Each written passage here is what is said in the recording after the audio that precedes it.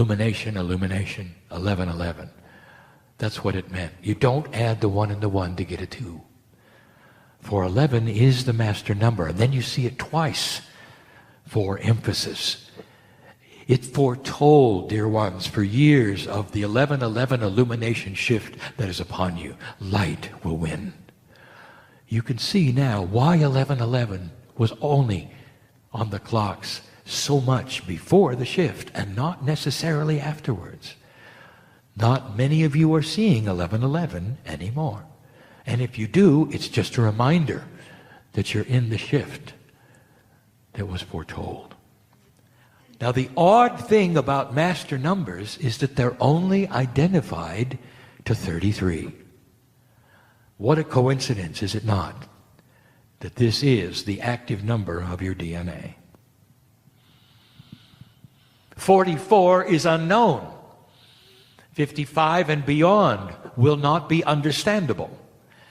And what the Tibetans said about that is that when your DNA, they didn't say DNA, they said consciousness reaches a certain point of understanding, the master numbers past 33 can be identified. In other words, they contain concepts which are beyond your understanding at the moment, and it's not science. It's compassionate action. It's behavior that you haven't seen yet. It's mastery. It talks about mastery that you don't have yet, and so it's undefined. 33 is defined as the compassion of the master. The highest compassion that is known to exist in humanity is a 33. What did you think when the 33 miners came out of the ground in Chile?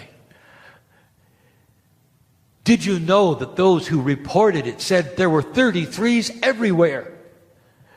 Not just the number of the miners, the times of days when they arrived, the numbers of drilling scenarios. It went on and on. 33 was everywhere. And those who studied numerology knew what was going to happen, that they would all come out of the ground completely and totally healthy and safe, that there would be celebration and joy and tears. The compassion of the Master was there. Even before the drilling began, you could see it coming. You could feel it.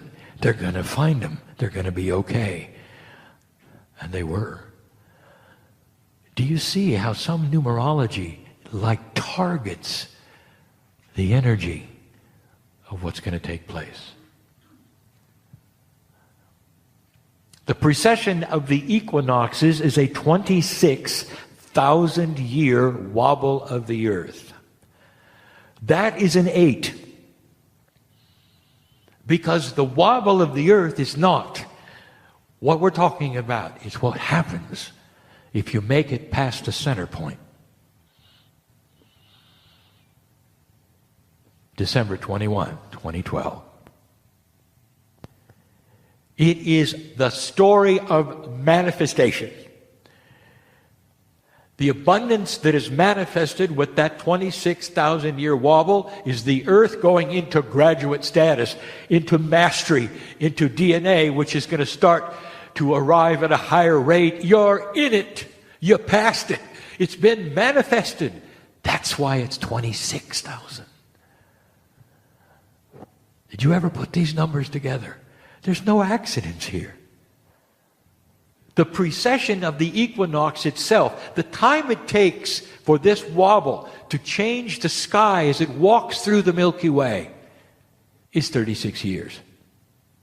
9. Stand by for the 9s. For the precession of the equinoxes yells 9, 9, 9, 9. It's the end of the old, the beginning of the new. 18 years into it, 9. 18 years out of it, 9. The 9s are king when it comes to the shift. And it says over and over, the old is going away.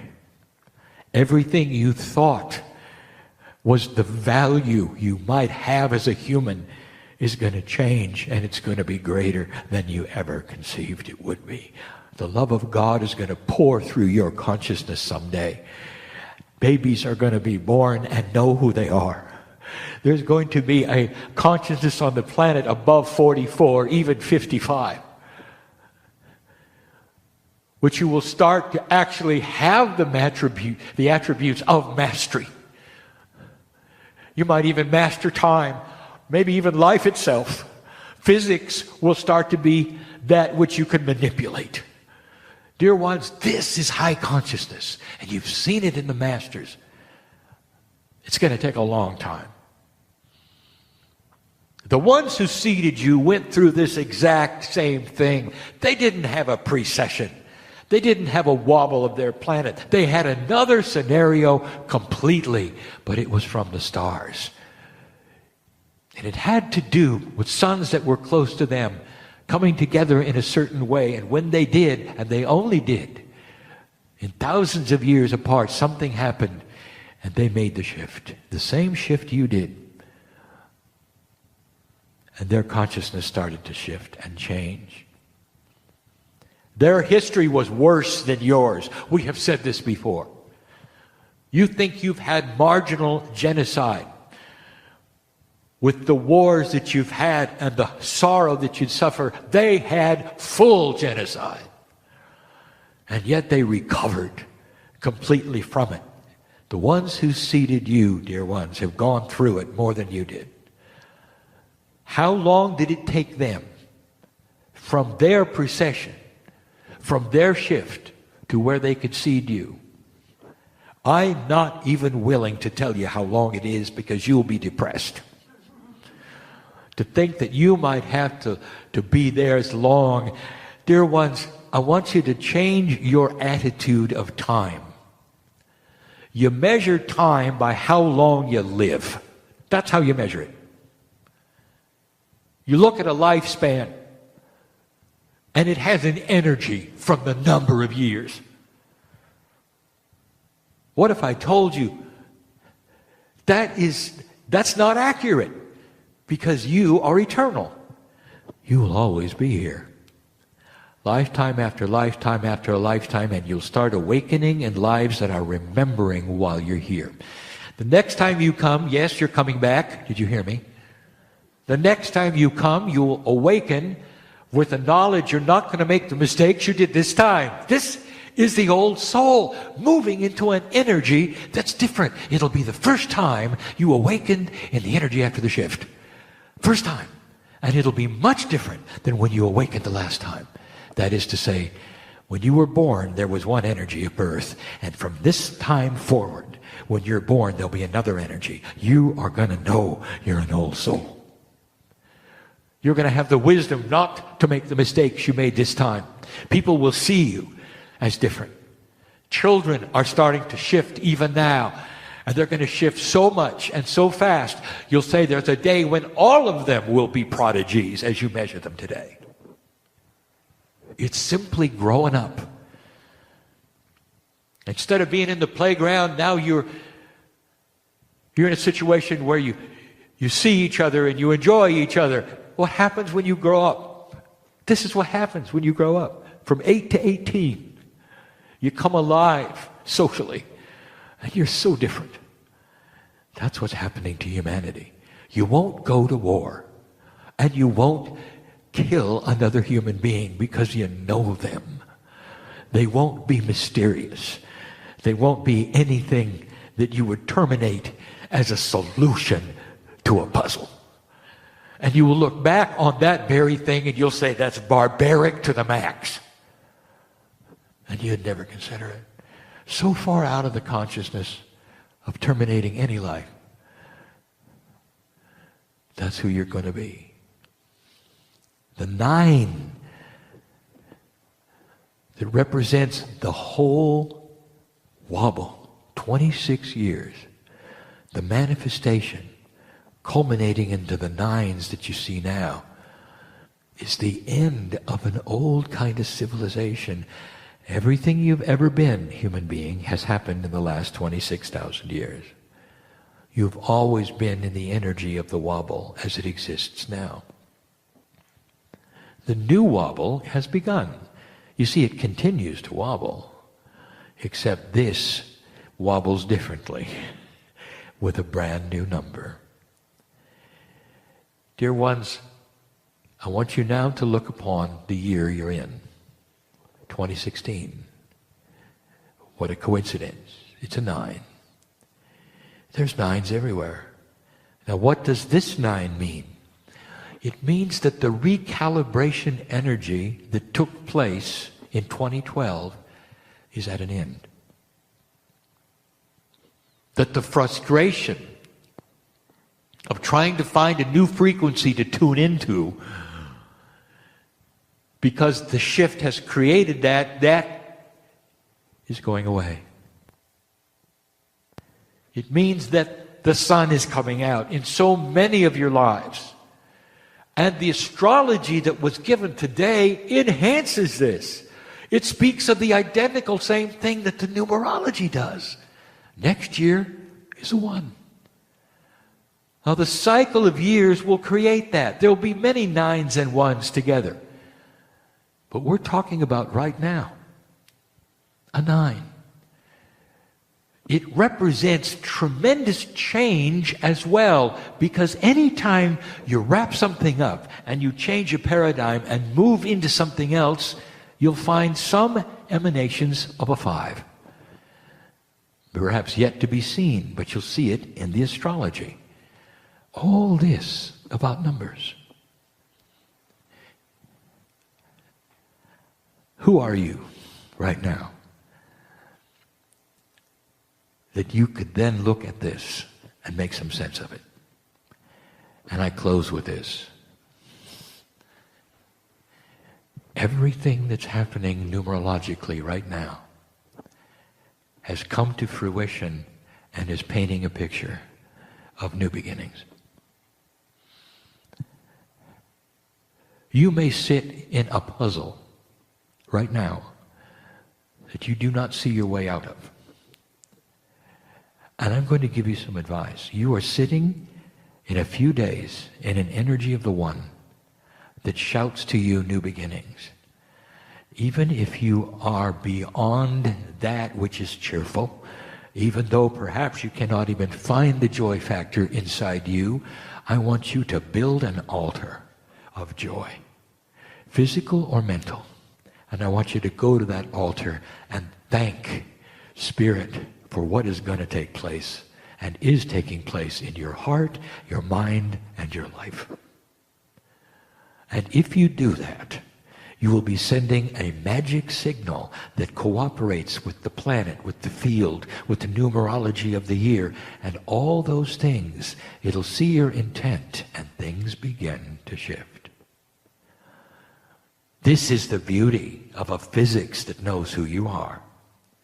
This is the beauty of a creator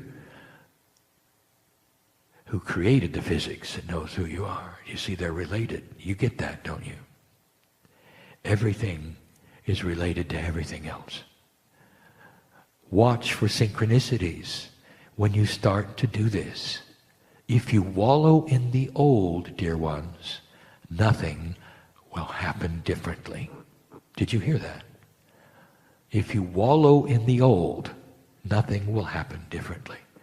And you will continue on the same path with the same issues, going in the same direction.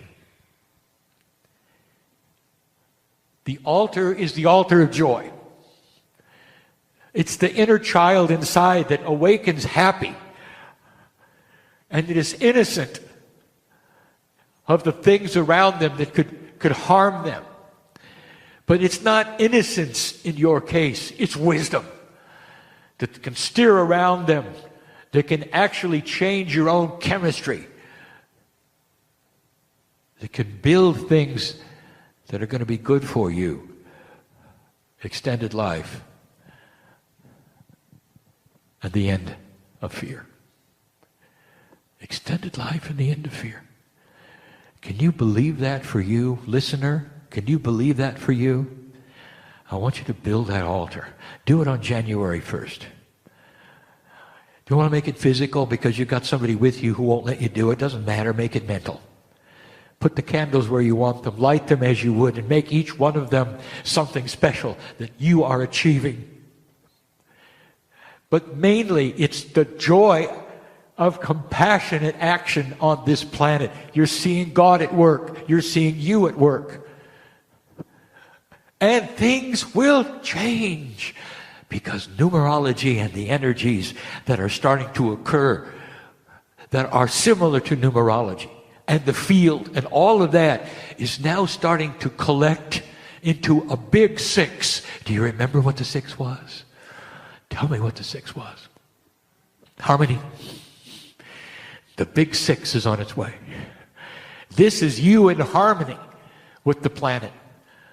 There are some new numbers you're going to see on the clock, and they will mean something to you. But they're not going to be global anymore. They're going to be just for you. You're going to start seeing numbers over and over that are just for you, and somebody else will have different numbers. Numerology is starting even to become more advanced, more intuitive. It'll tell you stories and paint pictures because it's the energy of the planet. This is who you are. Don't take this channel lightly.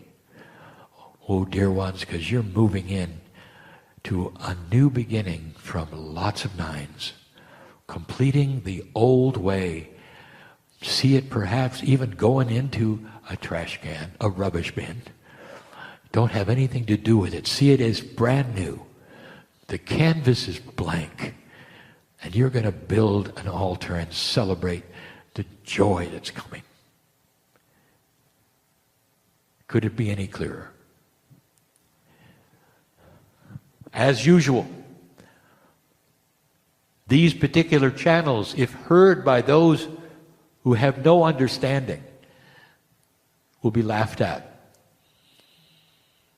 made fun of. And those who do that are not in judgment from us, because God is in them as well. There's different levels of awakening. Old souls, you've been here so long, you know how things work. That's who we're talking to. And those who don't see this, they'll have their turn. And perhaps they're just new on the planet. They're not buying into any of these things. They're just not ready. When you were children in school, and you were in the last grade of the school, the ones just entering, didn't know anything, and you knew so much. It is no different than that. There is no judgment of those who would walk away and laugh and call you names. Because your intuition and your wisdom says this is real. All of this is real. And then there are those who say, I want to be part of it. And when you say that, you cognize it, and you are part of it. Welcome to a new planet Earth, where these energies can contribute into the harmony of your life. That's it for now. And so it is.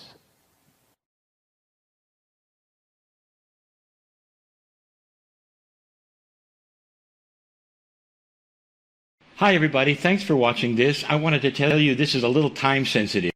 Hi everybody, thanks for watching this. I wanted to tell you this is a little time sensitive. Greetings, dear ones. I'm Kryon of Magnetic Service. And it took my partner a long time to understand the process that you see now. And in certain ways you have rehearsed the process.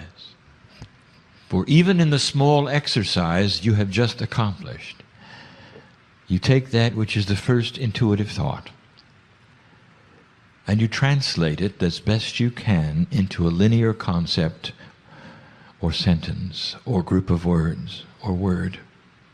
And many times it is metaphoric, and this is common. A puzzle that must be solved, an image that must be interpreted, even words that don't make sense, that will mean other things in other languages. And this is very, very normal. Spirit speaks to humanity one at a time and never in a group, if you've noticed. As this message is given to the group, it's not for the group.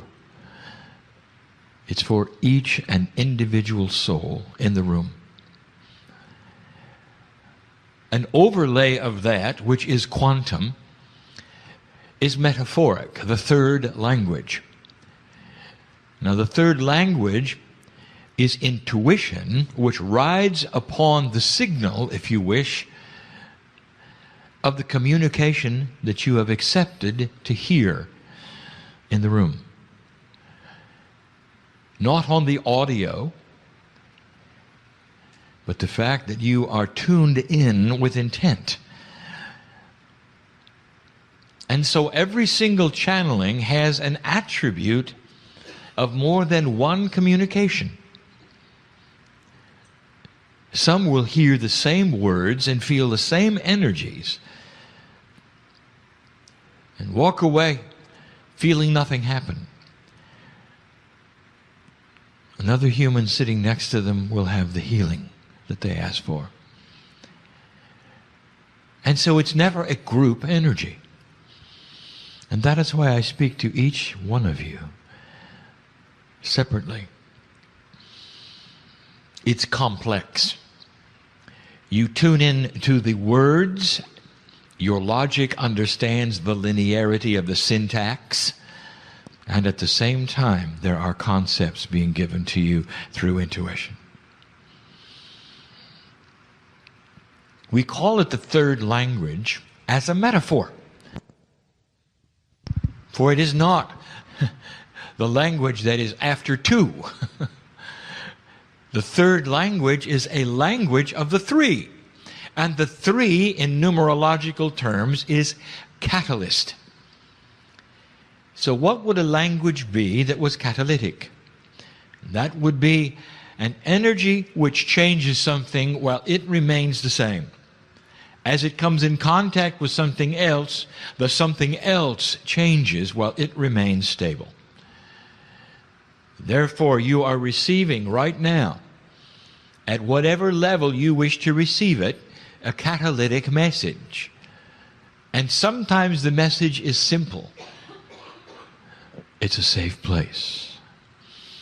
You're with family. Or, this is real. The reality of the message, one of the biggest obstacles of a human being, is that the man in the chair pretending. Or is he doing what I think he is doing? And let me tell you what he's doing. Years it took him to understand the process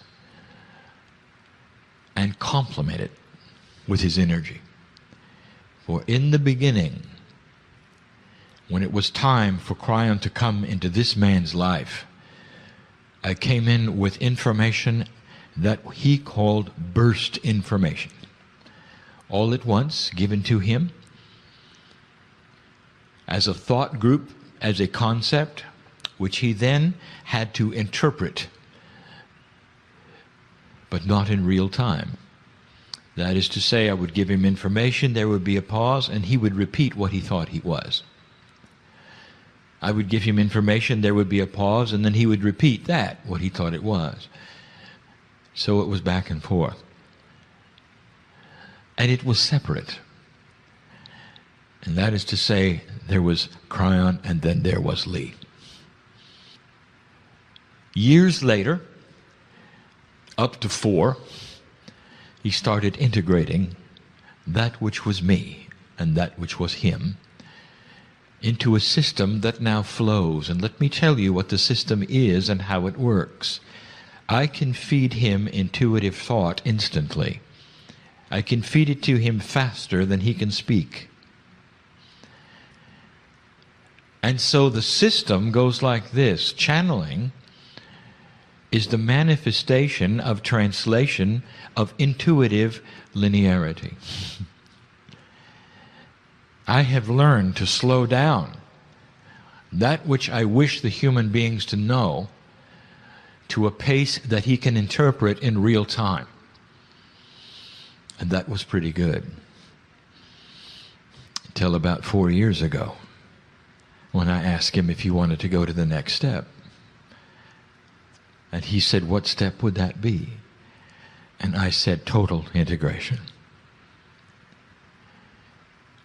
And that would be so that you could hear me. The love that I have for humanity, the compassion of the other side of the veil, and not just words. And so it was more than intuitive thought. It was concepts combined with a linear voice message, combined with the emotion of God, all in a package that was complex, that took him years to see and recognize and trust. So the words you hear now, he has no concept are coming until they are actually manifested in the air. It took him a long time. This is not what humans are used to. They want to know what's coming. They want the concepts at least to be presented in advance. And some of them are good at talking around concepts, so it becomes spirit and them. And that is also channeling. Some will take concepts and be able to channel around them with core information given to them at different points in their lecture channeling. That's valid channeling. Some will write it down. That's valid channeling. Some will paint a picture. And that's valid channeling. Some will compose music. It's beautiful. It touches your soul. And that's channeling. Some will have sculptures, and that's channeling. All the things which are creative on this planet, which fulfill a passion of delivery, of beauty to another human being, can be channeled. The healer who sits in front of the patient and receives the information from the patient's body, which we call innate, to them, allows them to channel the healing solution. They're channeling. When you face off with someone who is difficult, and you wish to have the right words that will show the love of God in you, and yet the sternness of truth, and you search your depth of language for the delivery, and then suddenly something comes out which is succinct and beautiful, and they have no words to reply because you have given them truth. And you will say, I wonder where that came from. That's channeling. And so when you face off in the groups, in this time, in this day, as you did, and you ask for a message for perhaps not only yourself, but for the others that you do not know, this exercise tests that which you feel uncomfortable with. For you are first faced with a social situation. What if I can't think of anything, you say? Will I appear to be a fool, you say? What if I look in their eyes and nothing comes across, you say? Well, I'll have something in reserve, perhaps, you say. I'll think of something wise to say in case I get nothing. And all of this is part of the process, and we know that. If you do this often enough, you learn to sit back and relax. And you don't think of anything in reserve. For you know that Spirit will give you something, and that something will be good enough. And you trust it. When my partner first began to work,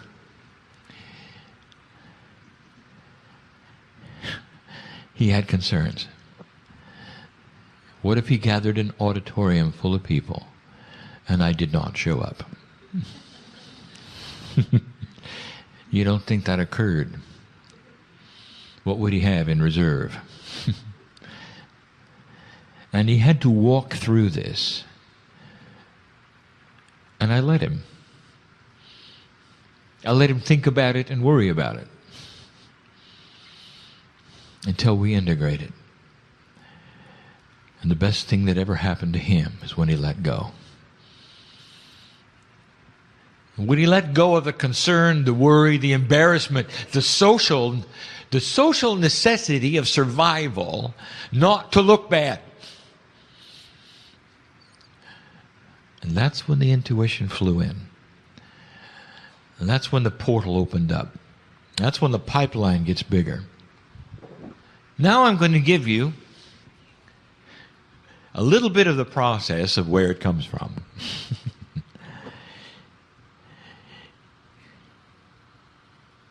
For you're told it, of course, originates in the brain. And it doesn't. For what you are experiencing, despite all the things that the psychologists will tell you, is not biological.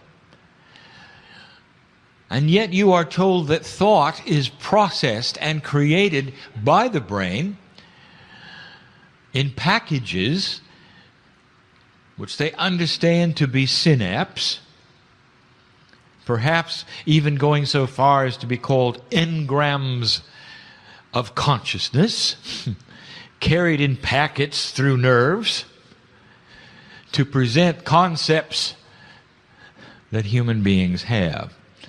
Verbalized linearity, and whatever you want to call it. And it's none of those things.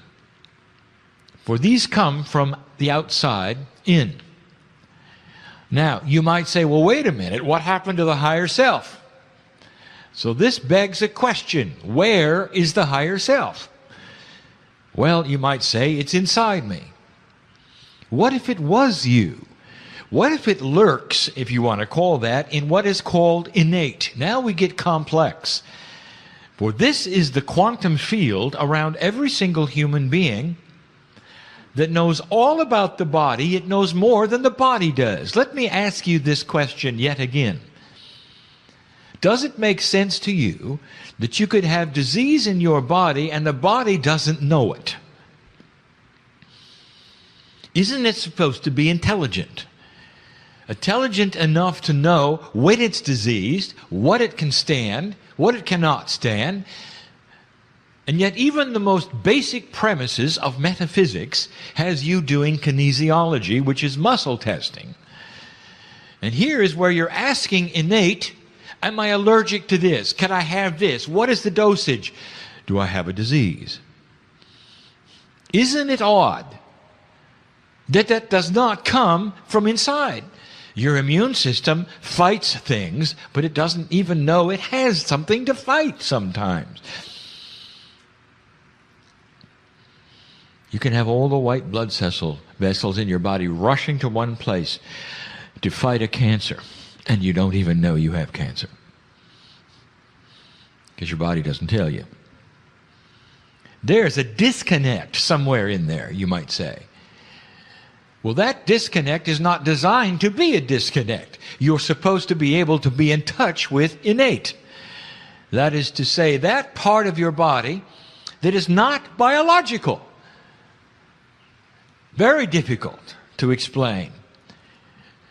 Now it's integrated, but what good does it do to have integration when the innate is in the other room with the door shut?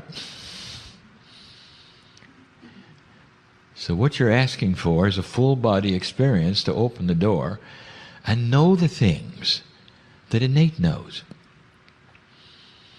There are some unanswered biological questions that at this day are not even being asked. 100 trillion molecules of DNA are identical in your body. Your big toe has the same DNA as the top of your head. It's not like your cellular structure, which knows whether it's a kidney or a fingernail. Your DNA is identical all over your body. There is a process where it communicates 100 trillion times, a quantity that communicates with itself and knows all about you. That's the DNA that we speak of. And in that there is consciousness. It's innate. You might say there's another you in there that you'd like to get in touch with. And you'd be right. We've spoken of the divine parts of you. And this is the intuitive generator. Innate is quantum.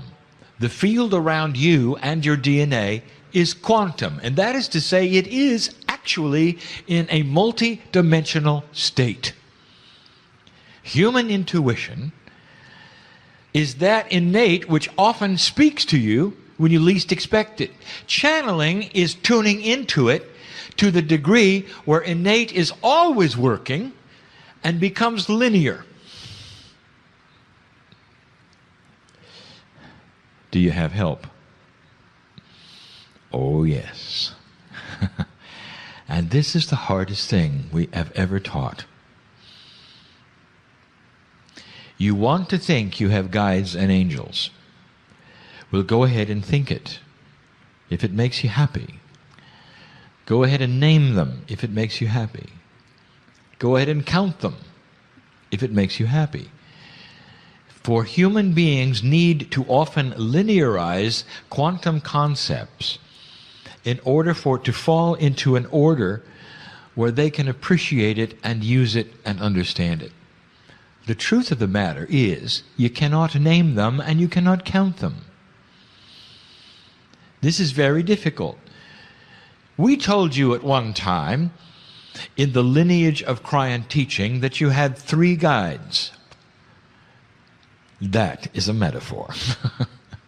Just like the third language is a metaphor. It's about the 3. Have you noticed the packages of 3 which are divine?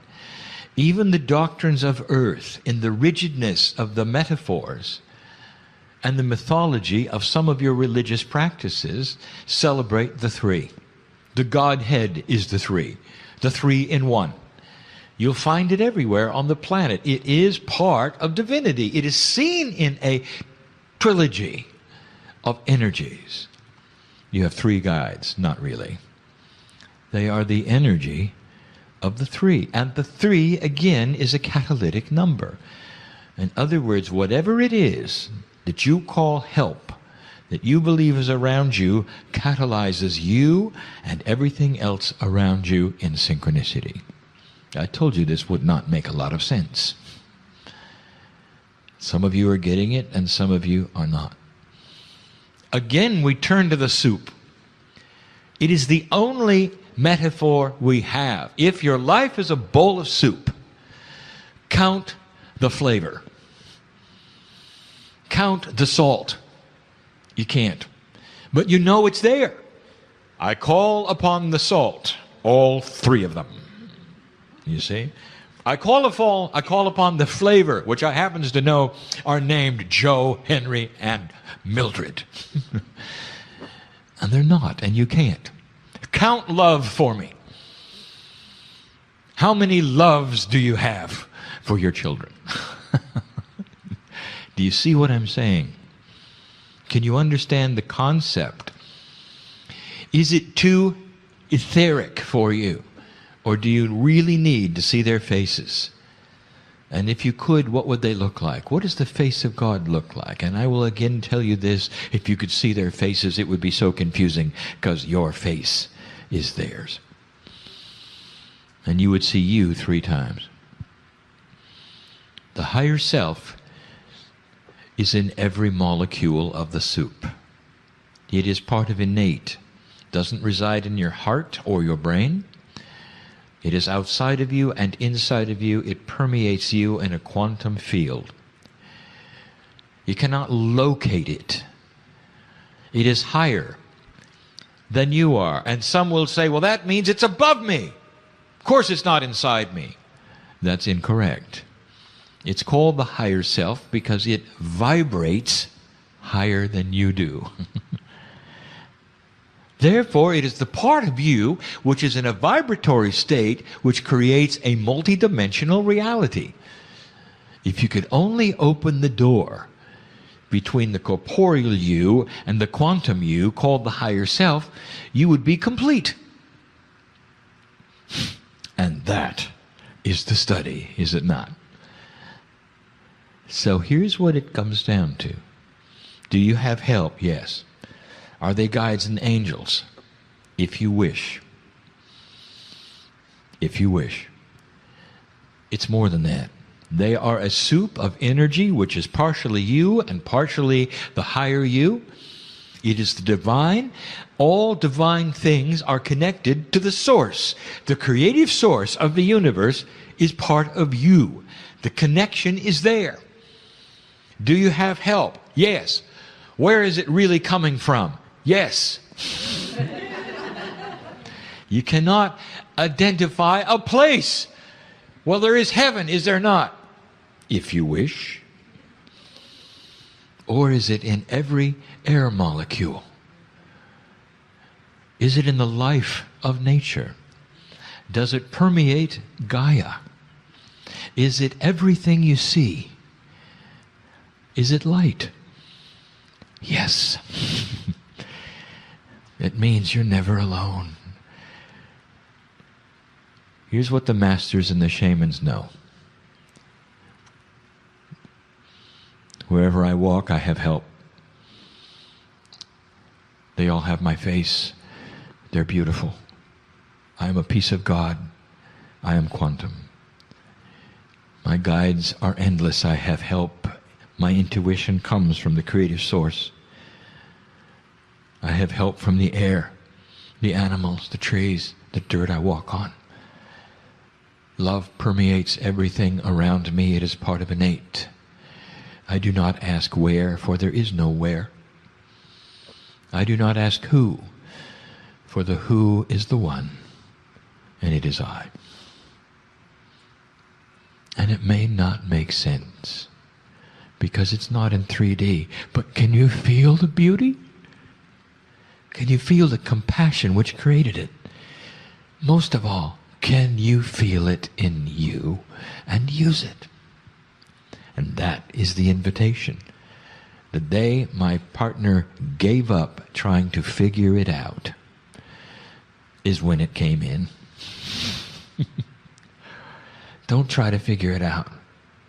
If you're consumed with love for an animal, for a child, for another human being, do you stop and figure it out? Or do you simply verbalize it to everyone you know and the universe? I'm in love. And I'm happy about it. What else can you say? When you write love letters to one you're in love with, what do you say? What can you say? Not enough. Overwhelming it is. Quantum it is. A piece of God it is. What is the one thing an animal can feel that you can give it beyond food, nurturing, shelter? And that is love. And is it true or is it not true that they look in your eyes and love you back? And it is. It is a universal quantum energy that cannot be denied. It will tame the wild horse. And it's the only thing it will. It is palatable. It is beautiful. And it is quantum. And you don't try to figure that out, do you? So why don't you now apply this to yourself? I'm not going to figure out how many guides I have, what the angels look like, or whether they come and they go. I am connected to Spirit in a way where I never have to do that. Here's what my partner knows. As long as he keeps this portal clean, as long as he lives, when he sits in the chair, I'll be there. That's what he knows. And now before he channels, he doesn't worry about what it's going to be like, how long it's going to last, what the subject might be, or whether I'll be there. Do you see that? So the exercise you just did shows some things to you. I know who's here. I know what the thought processes are. Let it go. Best thing you can do before opening your mouth to another person where you have to say something succinct, correct, proper, beautiful, is to empty your mind of everything you might say. And then say whatever it is that comes to you. And that takes trust and faith, and that will be innate talking. A full body experience linked to your consciousness that will make a difference in your life. It's an advanced teaching for an advanced group who will sit in chairs today and ask the hard questions. And so what is it you'll do next? I hope you practice it. You're going to find something when you do. It works. A whole nother kind of thinking, a whole nother language. Trust. Don't try to figure it out. Just know you're never alone. And so it is.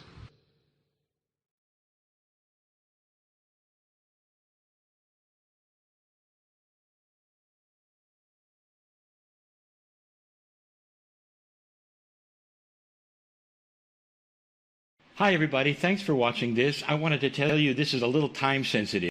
Hi everybody, thanks for watching this. I wanted to tell you this is a little time sensitive. Greetings, dear ones. I'm Kryon of Magnetic Service. My partner steps aside, but he's still connected. We have said it before, it is not a takeover. Channeling is not a takeover. Channeling is a meld with permission, an agreement with the consciousness of a human being with his own higher self. An agreement that is not hard to make as long as the box he is in of belief and tradition allows it. And if you have been taught that this is not appropriate, it's difficult to channel. It requires that training and practice where it becomes comfortable. For my partner, it's more than comfortable. For he has admitted to wanting to just stay here and not come back. It's a beautiful place where the human being can sit and be for the few moments where the information is delivered. He becomes a translator. He takes my information and linearizes it, and he puts it in his own language. It's a process. The filters that the human being have, which are then developed by the box of his tradition and upbringing, have to be cleared. And then the message will become succinct, as complete as possible, and delivered in a way that makes sense. And that is why I'm giving him 2 times on this one. Dear ones, as you listen to these things this night, they may not all make sense. And so that is why we give the option to listen to them later, perhaps even for them to be transcribed. So that there would be a time when you could sit with them and ponder them. So that you could link them to some of the other bits of information and understand how they are connected. Right now, my partner is connected corporally with me. and you hear his voice. It is difficult to explain how such a thing could be. Appropriate in all ways, we have told you before. And the ones who are hearing it now are the correct ones to hear it now. And so as I begin this lesson, I want to remind you why we're giving it. For we've never discussed these things in this way. It is time to lay the foundation, the groundwork of the future. And the best way to do it is to give an exposure of how things work inside you. And as we expose these things, we use language that you're not used to, concepts that you haven't really worked with before. And we're aware of that. But it has to start where it has to start. And in the room there are life paths at the moment who are using what we're going to discuss, and some who have no idea what we're going to talk about. That is a respect for the variety of consciousness here, for the steps of learning that you are on. For some of you have been doing this kind of work since you can remember. And others of you are just now awakening to the potentials of who you are. Regardless, we give the story and the teaching as though all of you were on board with all of it. And that is appropriate for the day. There are processes within the human body that are very difficult to explain. They are esoteric processes. We have given you just recently several of them, how they are recalibrating, and just lately, how they work. We started talking about the synchronicity and how it works with the human body, and Gaia, and the guides, and the other side of the veil. We've given you a lecture on the elusive Akash. How does it talk to the cells of your body? Is it in your brain? Is it not? What does it say? And you can hear these messages in the past. We've talked to you about the conceptual belief systems and how they are starting to work in your favor, and how consciousness is becoming less linear. All of these things would seem to be concepts that are high-minded, but some of you are using them right now. There is one in particular which we have saved till now, because it is difficult to explain, and there are revelations today about how it works that we have not said before or explained before. There is a full system that we have channeled to you in the past called the 9 attributes of the human being. These attributes interrelate in a circle. And I want my partner to teach them in the near future. I want him to develop it into at least 3 parts of training, so that people can put them together, see how they're related, and understand themselves better. The 9 attributes, as we have channeled, were 3 groups of 3. Not that difficult. The difficulty starts to see how they relate to each other, and what they are, and what they might mean to you. How they're connected today, but how they will be connected tomorrow. 9 of them. We told you that 3 of them, 1 in each group of 3, have the same name, the higher self.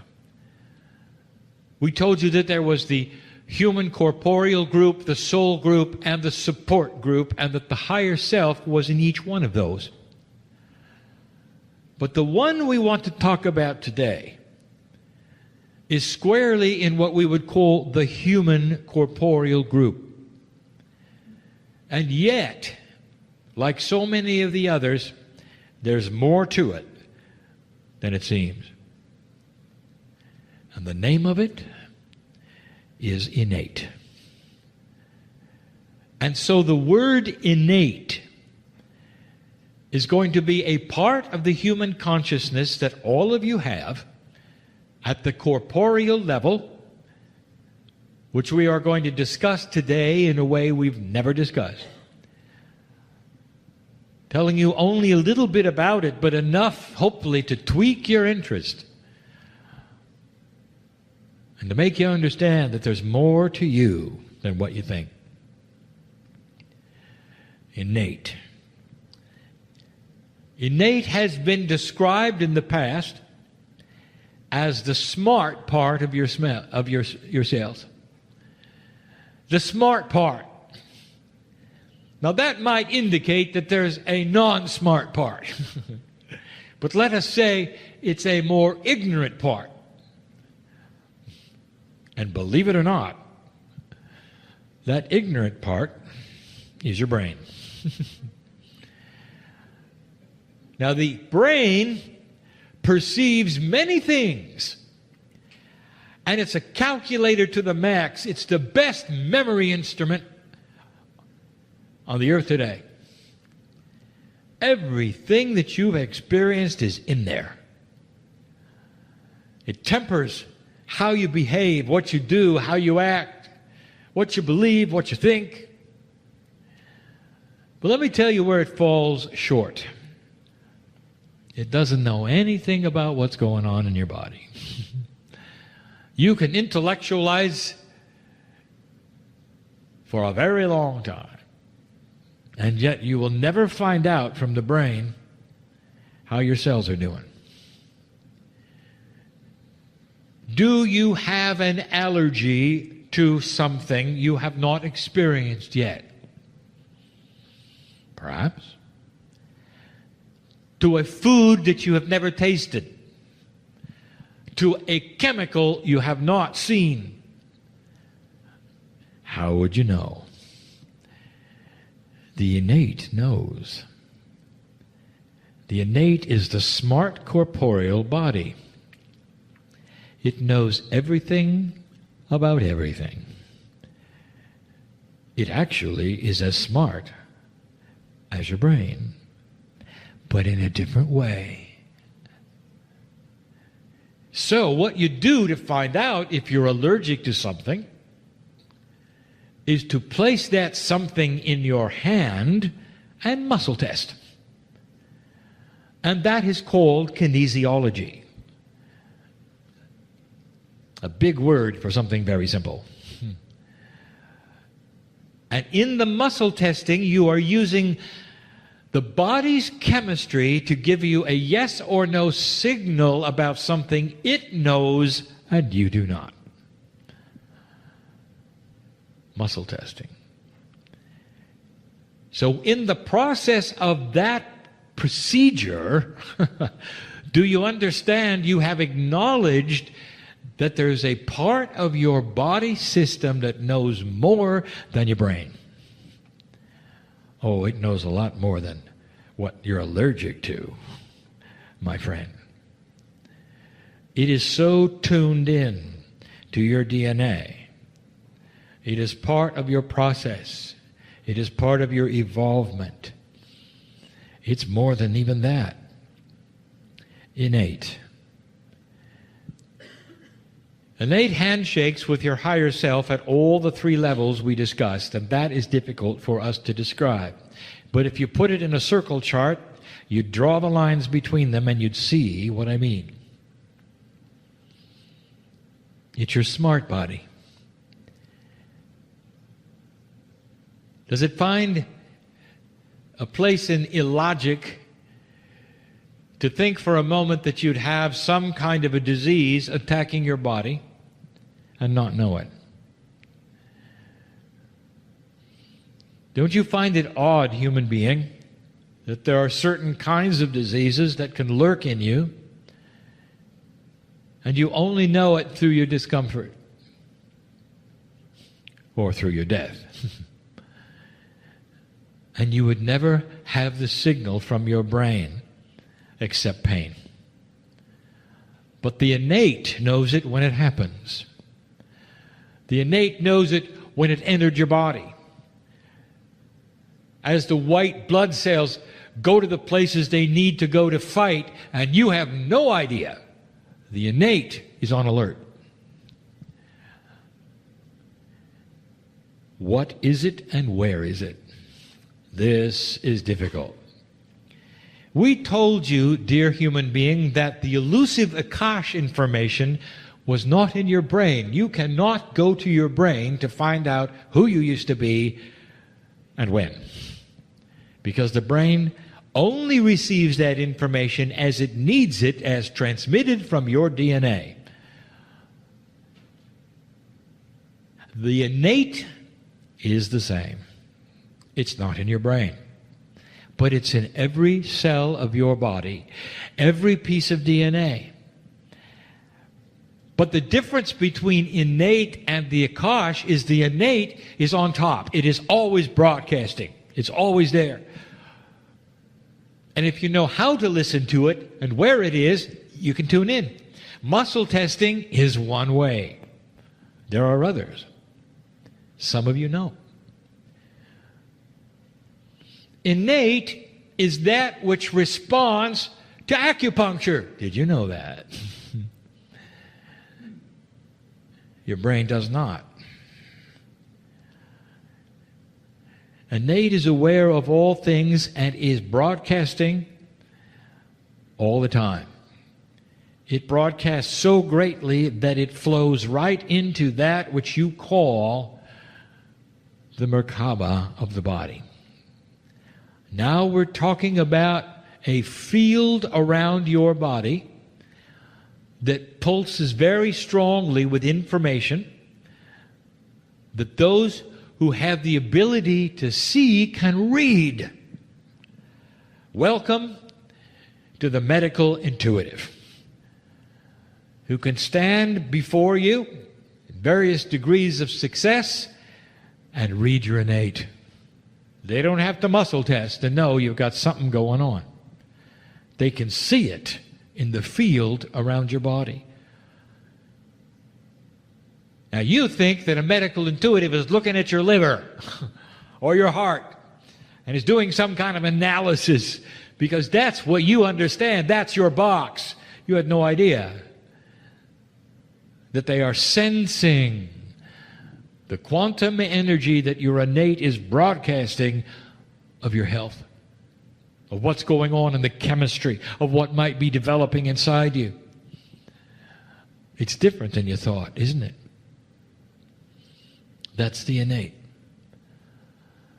And that's only one of the things that innate does.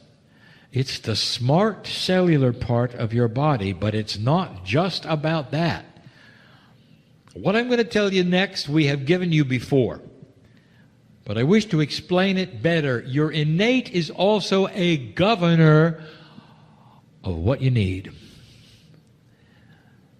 Now turn a page with me. We have talked in the past about mining the Akash. So let us open that door for a moment. Is it possible, dear one, that you could go into the vast storehouse of the attributes of your past lives and pick out something you need today? And the answer is yes. And the way it's done has to pass muster and permission of the innate. Because the innate smart body knows what you need. It is then the governor, the filter of what you can pull out of your Akash and use. And it will say no to frivolous things. and say yes to the things that will allow you to cure yourself of disease, live longer, and increase the percentage of efficiency of your DNA. It doesn't care how you look like you do. He cares about your health. If you want to go into your Akash and pull out something that you need for survival, it's right there with you. If you want to make clearer skin, it isn't. If you see what I mean. It's the governor for mining the Akash. By the way, the Akash is supremely mineable. You have earned what you've lived, dear ones, and it's not in there that far. It's not deep. It all lays in a soup that is available all the time for you. If you have a disease in your body right now, dear one, and you want to mine the Akash in the way that you only would know how, only your consciousness in practice and maturity can work on a problem that is yours only, to mine who you are and who you were, and to bring forward that which would cure it. The innate is responsible for spontaneous remission. For the innate can go in and pull out the things in the Akash and place them into your cellular structure. That's how smart it is. Did you ever sit in a meeting and something is said or a feeling can happen and you get chills?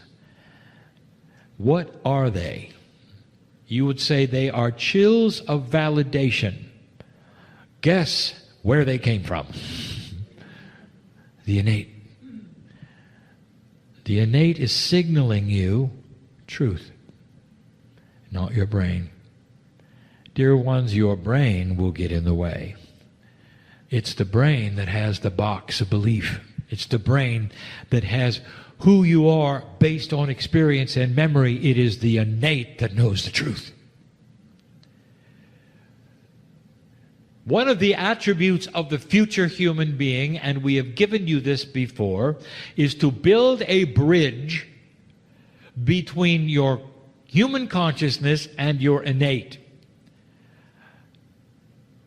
It is one of the three things in the cellular part of the 9 attributes, the human energies part, that a bridge can be built so that you don't have to muscle test, so that you can become your own medical intuitive about your own cellular structure. Doesn't that make sense? So when something invades your body that is not appropriate and proper, that your brain would never tell you and that your innate knows about, when the bridge is complete, your intuition will say, there's something different.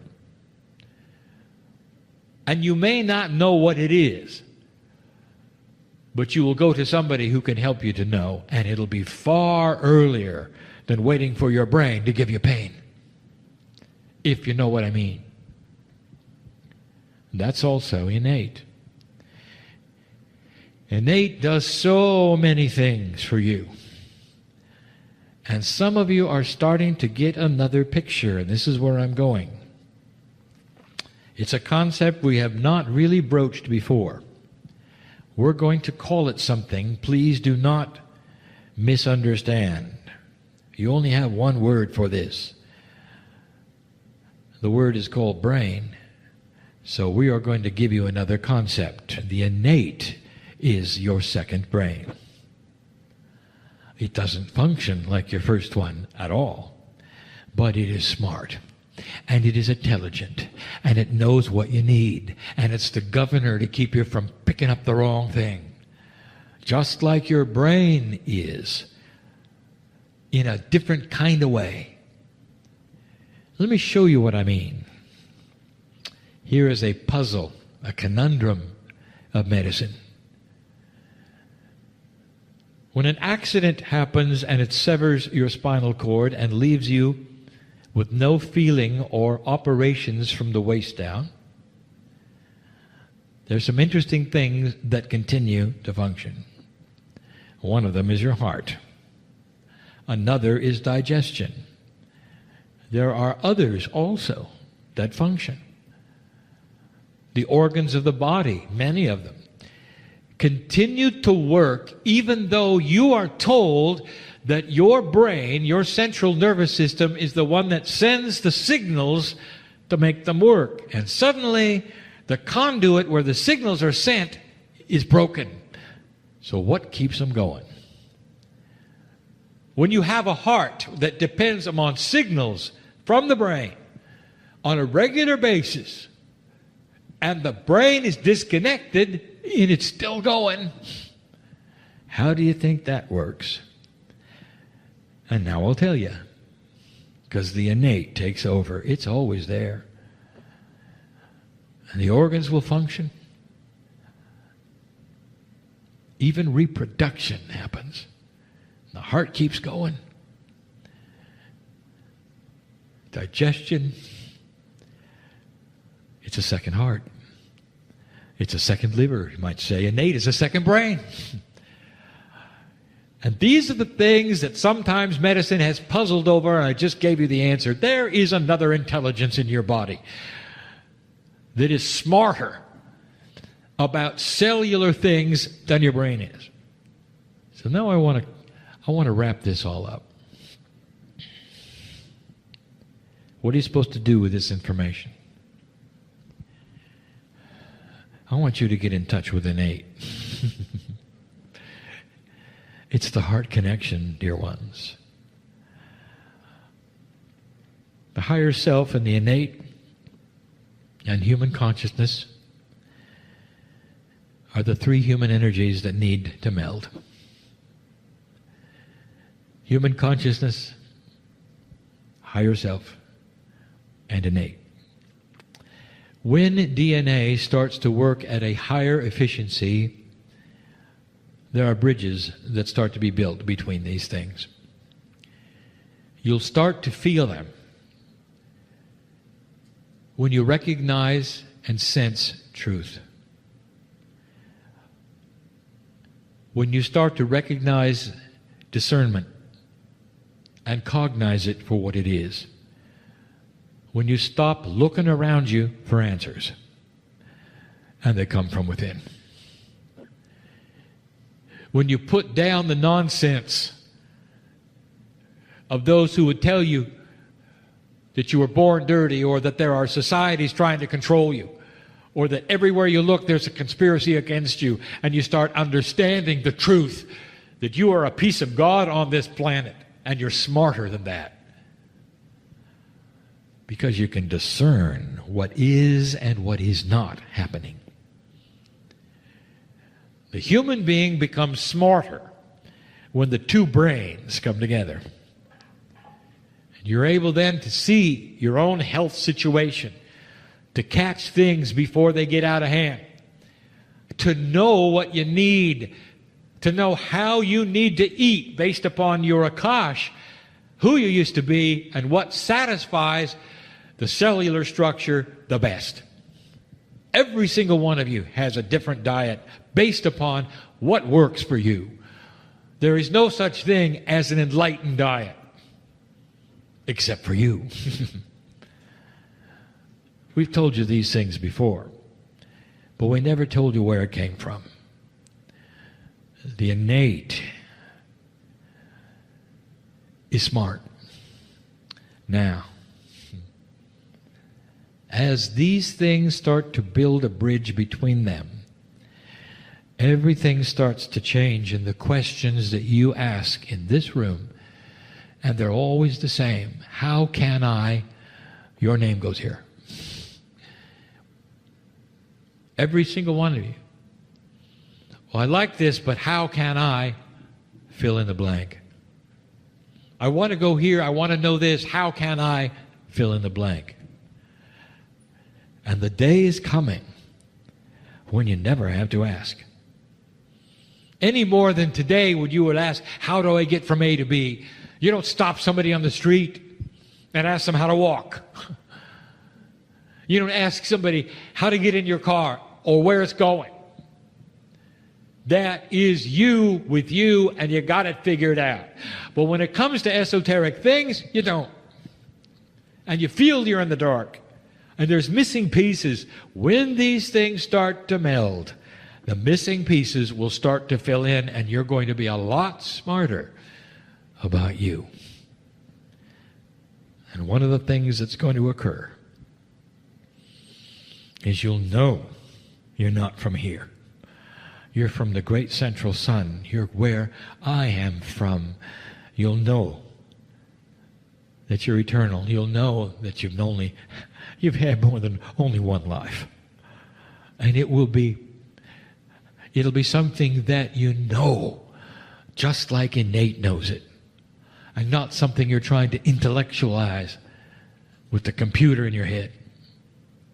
It's the heart connection to the max.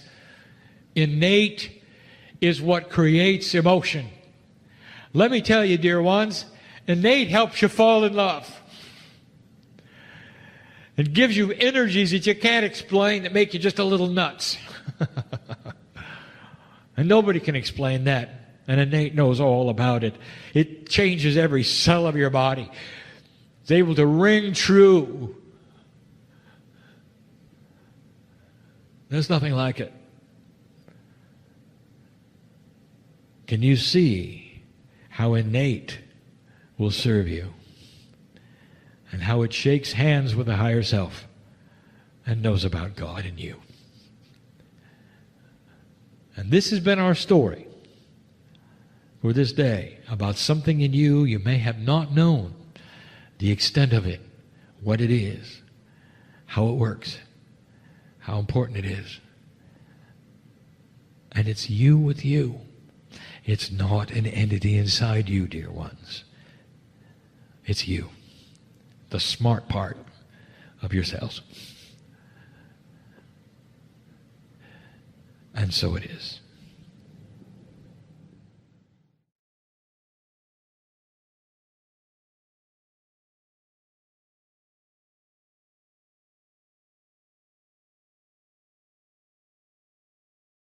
Hi everybody, thanks for watching this. I wanted to tell you this is a little time sensitive.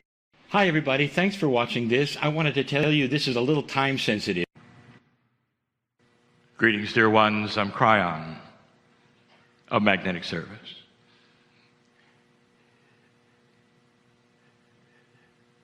Spirituality meets science, you say. Or science meets spirituality, you say. And in these closing moments, and they won't be long, I want to give you the rest of the story. An explanation for some of you that you've been waiting for 29 years. And some of it's science from a channeler. It starts to shake hands in a way you didn't expect. It creates a coherence of consciousness and belief, understanding of something that so many had no idea of. No idea. I present in just a moment even a question to the science. The ones who are here, the ones on the stage, and I take it to another level. I'm asking my partner to go slow because I want this to be correct. 29 years ago, when my partner started to channel Kryon, me, this consciousness in the field, which represents perhaps the voice on the other side of the veil that perhaps is connected to a higher source, perhaps even that which is the creative source. 29 years ago. And when I came in, I announced to my partner that which he didn't understand and those around didn't understand. Comical to some, to many, even to my partner for a while. That was the magnetic master. He laughed. He didn't understand. He accepted it. He didn't understand.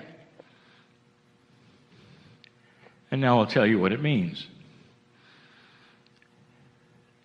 Dear ones, the scientist Greg, who just left this stage, pointed out something absolutely remarkable. Proof, absolute proof, that human consciousness changes physics. That is a metaphysical reality now. It used to be postulated by those who would call themselves the pseudoscience of the New Age. And now the satellites operated by the government have shown it to be true. And what was the driving force behind that change in the microtesla measurement of the strength of the magnetic field? And it was compassion at 9/11. So there is an absolute correlation, is there not, between that which is the physics of Earth, magnetics, and consciousness and compassion. They're linked. They're linked. For the first time you saw it. They're linked. Now follow this logic for a moment. Does it make sense to you, perhaps, that the magnetic grid, therefore, Gaia, therefore, might be a partner with humanity? Does it make sense that perhaps the field itself is something that can be touched through the heart? You got it measured with satellites, dear ones. For those of you who doubt the channeling or anything about it, I'm about to give you some facts, and I will explain the magnetic master. When I came in, the first message I gave my partner, the one that was recorded over and over, the one that made the book in 1993, the reason I was here was to adjust the magnetic field. I told you that the magnetics of this earth, as measured by a compass, not the strength, the alignment, would change more in 10 years than it had in 100. And those who paid attention know it did. It changed. And during those years, you might remember something. Those mammals who would beach themselves constantly, where they never did before. The whales that would go into the surf, where they never did before. And then you find out later that they navigate with their own compasses inside themselves. The magnetite in their very brains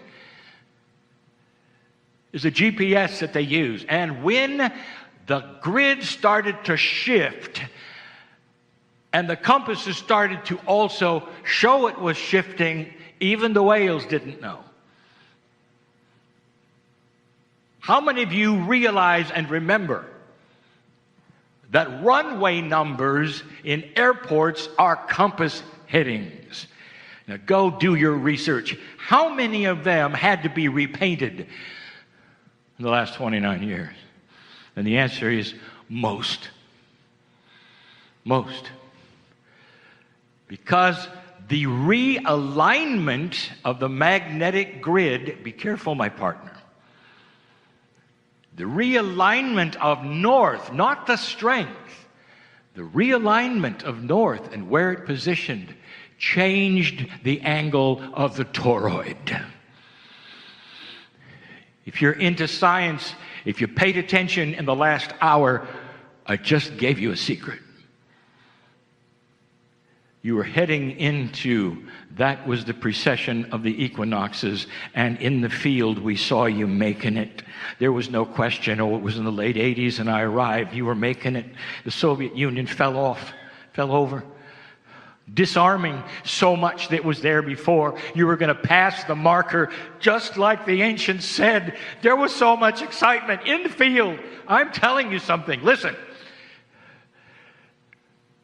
And the magnetic grid had to be realigned because you were going to stay. And the realignment caused a correlation between that toroidal shape, and you. And the field started to be a lot more commensurate with what you were going to do with compassion. This is why I came. There will be some who understand what I'm saying and some who don't. I don't know whether those who measure things, like the scientist Greg said, ever thought about the alignment of the toroid and where it was in 89 and where it was in the year 2001. And whether that toroidal alignment would make any difference at all in that which is the marriage in the field between consciousness and physics.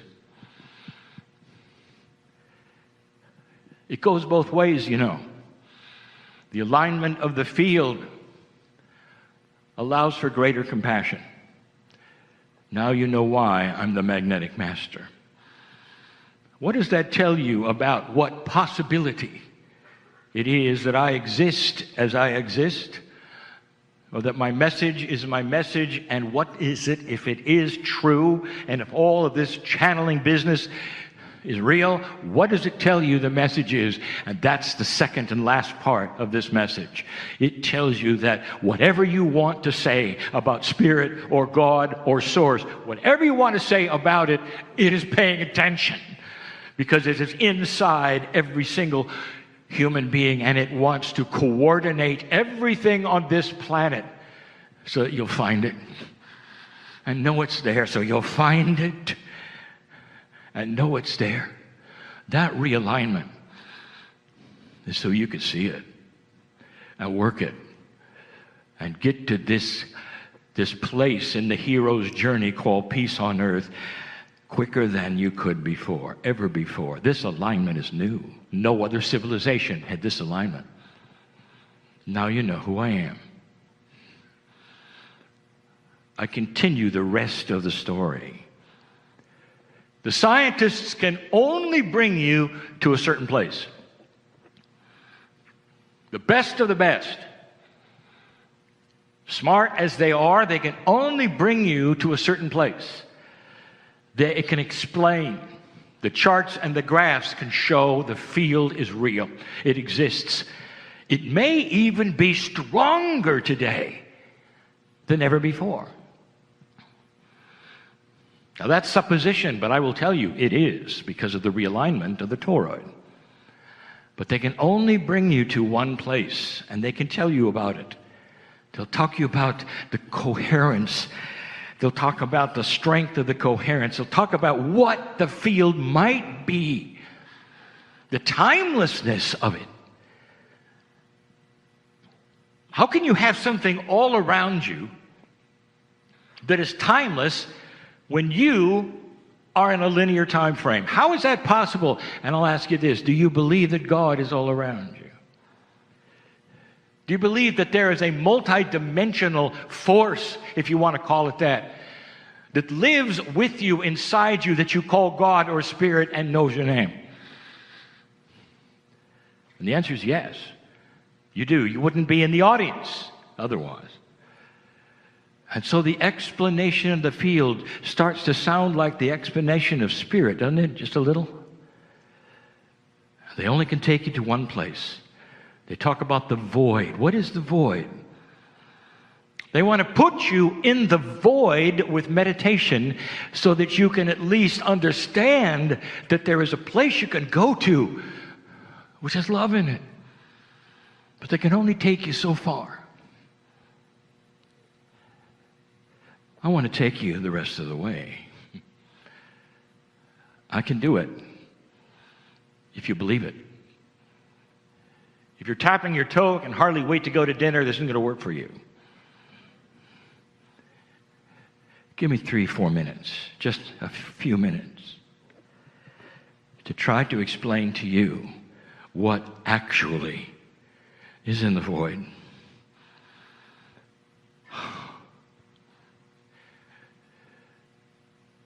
There are many in here who believe in that which you would call a reincarnated experience. Dear ones, you never die. Your soul is eternal, and it comes because the body wears out. Simple. Simple. And so that which is you, your name goes here, occupies many bodies over centuries of time. This is not a New Age belief. If you take a look at the most intuitive belief systems that originated on this planet, go back as far as you can and find the texts of the belief of those Hindus and those Buddhists thousands of years before your prophets. What was the staple of their belief? And the answer is the soul returns. Intuitive, common sense, spiritually made sense. Until it got changed, watered down, until you threw Gaia away and you have what you have today. Dear ones, there's a reawakening of this potential. And those who sit and listen right now, most of you understand you've been here before.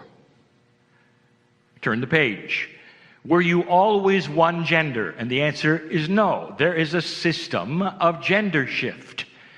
It makes sense so that all of you will participate with your Akash in the compassion of the other. So that in this lifetime or others, when you meet and fall in love, you will be able then at some level to relate to the other. And you do. Studies about the masculinity in women or the femininity in men. Fascinating. But that's not where I'm going. What it means is that every single human in this room and listening to this, every one of you has given birth. Every one. And now I want to talk to you about that moment. That moment. A moment that surpasses any moment that a human being can ever have with love and compassion. When the mother first looks at the infant that has just emerged from her, the soul which awakens and takes those breaths, and looks into the eye of the infant, if you could measure it, everything lights up. If you could measure it, the field can be felt by those in the room. They'll never get used to it. Ask those who deliver children. They never get used to it because that is so infectious. Love and compassion of that size. You look into the eyes of the infant for the first time. What do you say? Mom, what could you say? What could you say? Welcome to Earth.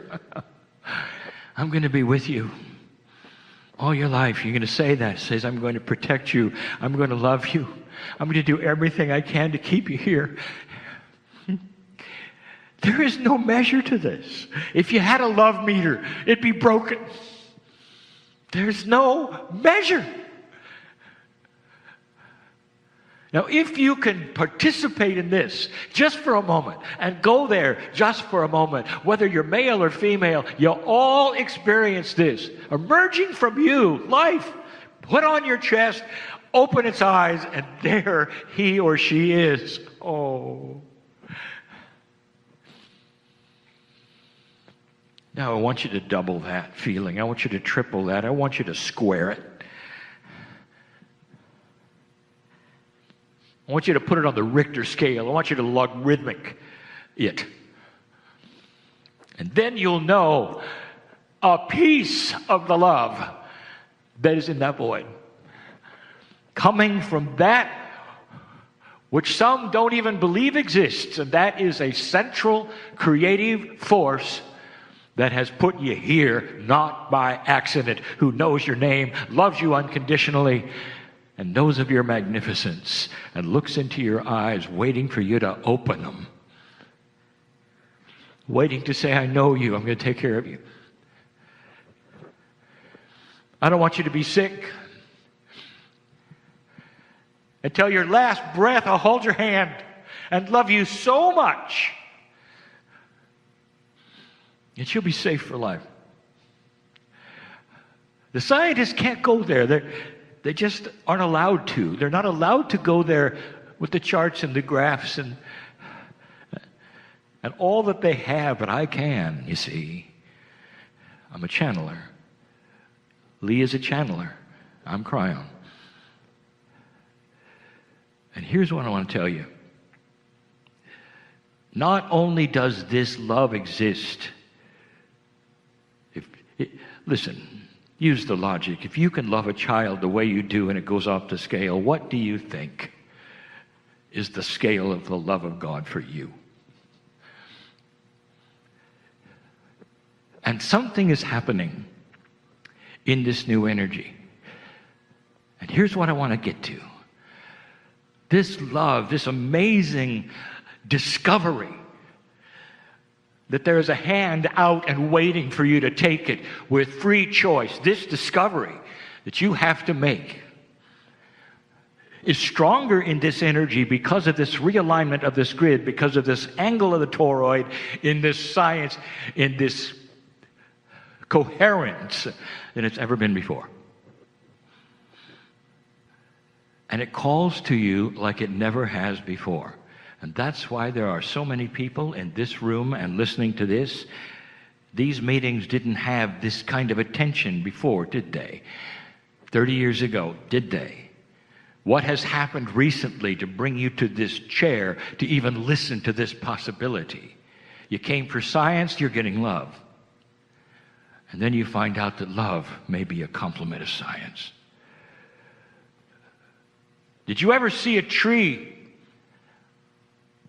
that had the sunlight just perhaps coming in a certain way and only for a little while, and you see the tree then over a period of years start to bend to the light? That's what I want you to know. Due to this realignment, due to these studies, due to this now correlation between consciousness and magnetics and physics, due to all of this, you're starting to bend to the light. You're starting to see it. You're starting to want it. You want to know more about it. You can't define non-linearity. By its own common sense definition, it's tough for a linear mind to define something that is not linear. And so the plea is this: don't figure it out. Let it be. Go ahead and figure out the charts and graphs, dear ones. That's why you came. But draw the line when it comes to that, which is the incredible love of God for you in this moment. Your name is known. You're not here by accident. Don't figure it out. Don't say how much, when, where, what do I do? Which way do I face for this to happen? How many steps do I climb? Just say that to your infant? Looking in his eyes, her eyes, and just say, I'm going to take care of you, but you're going to have to do some things for me. No. And neither did God when you were born magnificent in this planet. Neither did Spirit, neither did this central creative source ever look at you and said, I would love to love you completely, but you got to go over here, you got to know this person, you got to do this, you got to join this. That's not the way it works. I want every one of you, as I close right now, to understand the reality of this message. You have seen the tip of the iceberg all these days with all of these charts, the graphs, the proof over and over that you can change you biologically, conscious, proof after proof after proof. And now, the rest of the iceberg, you've got help. Not just help, Does it make sense that if the peace of God in you is really the peace of God, if it's really there, it belongs in the field communicating with a parent who has opened its eyes and looked at you and says, I'm going to take care of you as long as you live. Now, in the next life, take my hand. Come on, take my hand. Try it, see what it's like. But that's the free choice. To cognize what I'm saying or not. The same number of angels will walk out with a doubter as the one who is healed in the chair right now. I know who's here, and I know who's walking out different. And this completes the picture of this particular entire series of meetings. It completes it. It's a circle. All saying the same thing. The science and the spirituality, someday there'll be a word that encompasses both. Because the Creator made you and this planet just like you are, knows who you are. But the love and the compassion that is there when you bend toward it just a little bit, it's so infectious. It's like when you bend toward it, it lets you reach out and take your hand, and you'll never forget it. You'll never forget it. You'll never forget it. And you'll never be the same. That's why I came. Perhaps that's why you came too. And so it is.